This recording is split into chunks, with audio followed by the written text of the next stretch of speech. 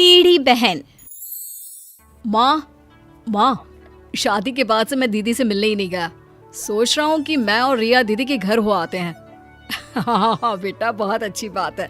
उसे भी अच्छा लगेगा रिया से मिलकर। वैसे भी रिया शादी के बाद से कहीं नहीं गई।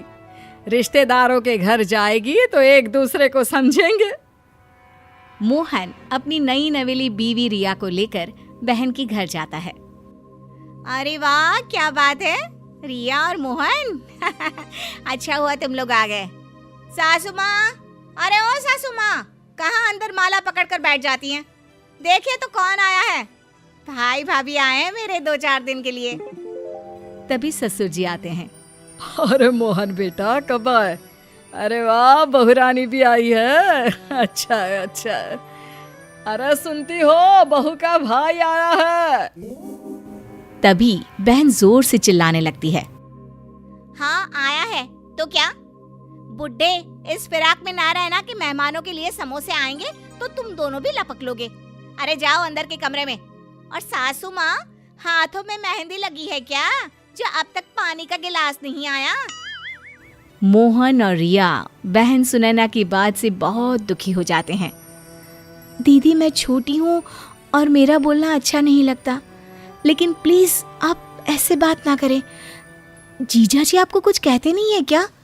आप उनके माता पिता से ऐसे बात करती हैं तो। ओ प्लीज रिया, छोटी हो, छोटी बनकर रहो। और तुम तो बहुत किस्मत वाली हो जो तुम्हें मेरे माता पिता जैसे सास ससुर मिले हैं। अरे ऐसे मिले होते ना जैसे मेरे सास ससुर हैं, तब पता चलता तुम्हें।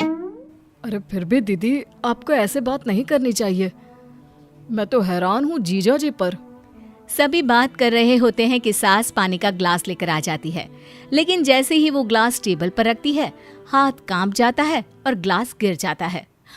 मैं आप ही साफ कर देती हूँ बहू, माफ कर दो। अरे नहीं नहीं आंटी जी, आप बैठिए, मैं साफ करती हूँ, कोई बात नहीं। रुको रिया, इनकी हिम्मत भी कैसे हुई ग्लास गिराने की? एक काम ढंग से नहीं कर सकते। रोटी खाने को दो तो बहुत जल्दी हजम हो जाती है इनसे। सास को बहुत बेइज्जती महसूस होती है।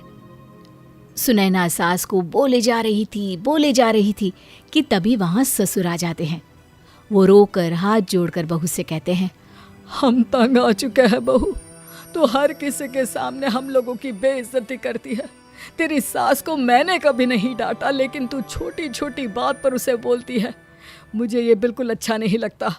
अब हम लोग जा रहे हैं। अरे कैसी बात कर रहे हैं अंकल, आप लोग कहीं मत जाइए, मैं दीदी से बात करता हूँ। अरे जाने दो भाई, सब नाटक है। पहले भी कई बार जाने की धमकी दी है, लेकिन कहीं जाते नहीं है ये लोग।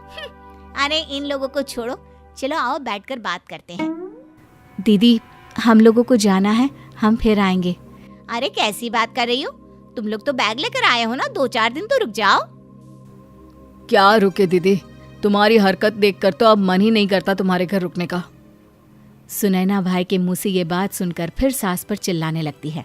देखा कैसे तुम लोगों के कारण मेरे भाई और भाभी रुकना नहीं चाहते इस घर में। अरे पता नहीं कब तक मेरे सीने पर बैठे रहेंगे आप। सास ससुर वहां से चले जाते हैं और मोहन अपनी बीवी रिया के साथ घर की ओर निकल जाता है। रास्ते में, क्या बात है, काफी परेशान लग रहे हैं, सब ठीक है ना? दीदी का व्यवहार देखकर परेशान हूँ। कितने शौक से जीजू के माता पिता ने अपने इकलौते लड़के का हाथ मांगा था दीदी के लिए। पता है, माँ को दीदी की ये हरकत पता चलेगी तो वो कितनी परेशान होंगी। सोचो, तुम्हारे माता पिता को अगर ये बात पता चली तो उन्हें दुख होगा, लेकिन जिनके साथ बीत रही है उनके लिए तो जीवन नर्क है। हाँ, तुम बिल्कुल ठीक बोल रही हो, लेकिन क्या कर सकते हैं? करना तो पड़ेगा कुछ, क्योंकि हम कुछ नहीं करेंगे तो वो लोग ऐसे ही दीदी से परेशान होते रहेंगे। वैसे मेरे पास एक आइडिया है। बताओ, क्या आइडिया है? वो तो घर जाकर ही पता चलेगा। रिया घर जाती है और सास की तरफ देखती तक नहीं है, वो अंदर चली जाती है। अरे मोहन, ये बहू को क्या हो गया? बड़ी बदली बदली सी लग रही है। इसको बोलो इस घर के संस्कार ऐसे नहीं है। यहाँ रहना है तो प्यार से मिलजुल कर रहना होगा। माँ, घर के संस्कार से याद आया, दीदी ने तो सास ससुर के नाक में दम कर रखा है। अब समझाती क्यों नहीं उन्हें कि वो उन लोगों की इज्जत करे, उन लोगों से तमीज से पेश आए।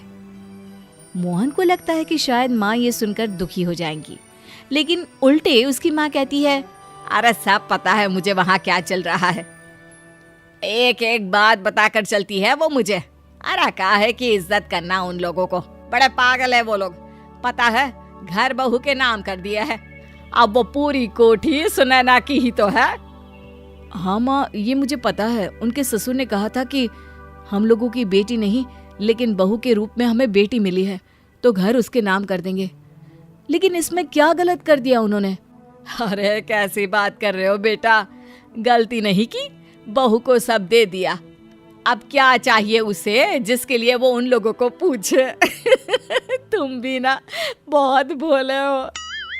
तभी रिया सारा सामान पैक करके आती है और मोहन से कहती है, देखो ये बुढ़िया जीते जी तो मुझे ये मकान देगी नहीं, लेकिन हाँ ये मर जाए तो फोन कर देना, मैं आ जाऊंगी। ये बोलकर रिया मोहन को आंख मार देती है। मोहन समझ जाता है कि ये रिया की चाल है। वो माँ की तरफ देखता है और कहता है, मैं तुम्हारे बिना क्या करूँगा, इनसे तो 2 रोटी बनती नहीं, भूखा ही मारेंगे मुझे भी। चलो मैं भी चलता हूँ, कहीं किराए का मकान ले लेते हैं। अरे कैसी बात कर रहे हो तुम दोनों, घर कैसे चलेगा? यही सोचकर शादी कराई थी क्या? अरे कमाई तो एक ही की है ना। ये क्या बात होती है माँ जी, घर मेरे नाम करो नहीं तो मैं चली। अरे अब नहीं बहू, ऐसा मत बोल। देख मैं घर का सारा काम करूंगी, अरे कोई डिमांड भी नहीं करूंगी, बस घर पर रहो तुम दोनों। माँ, हम कोई नौकरानी रख लेंगे, आपका वहाँ क्या काम, फिर दुनिया भी क्या बोलेगी। अरे नहीं नहीं रिया, चलो मैं भी सामान पैक करके आता हूँ। तभी सास भागकर बेटी को फोन करती है और घर बुलाती है। बेटी माँ के पास आती है। क्या हो गया मोहन, मेरे घर तो तू बड़े भाषण दे रहा था कि सास को ऐसे रखो वैसे रखो, और या तुम तो बोल रही थी कि सास को माँ की तरह मानो, फिर क्या हो गया तुम्हें? वो क्या है ना दीदी, मैंने आपको देखा और आपसे यही सीखा कि सास को मुट्ठी में रखो, पूरा घर खुद के नाम कर लो और सास को नौकरानी बना दो, ठीक है ना? जैसे आपने अपनी सास की बेइज्जती कर रखी है वैसे मैं भी इन लोगों की करूंगी। थैंक्स दीदी, ना मैं आपके घर आती और ना ही मुझे ये सब पता चलता। अब तो सुनैना समझ चुकी थी कि वो क्या गलती कर रही है। वो सभी से माफी मांगकर अपने ससुराल चली जाती है और अपने सास ससुर से कहती है, मुझे माफ कर दीजिए, मुझसे बड़ी भूल हो रही थी, मैं आगे से कभी ऐसा नहीं करूंगी।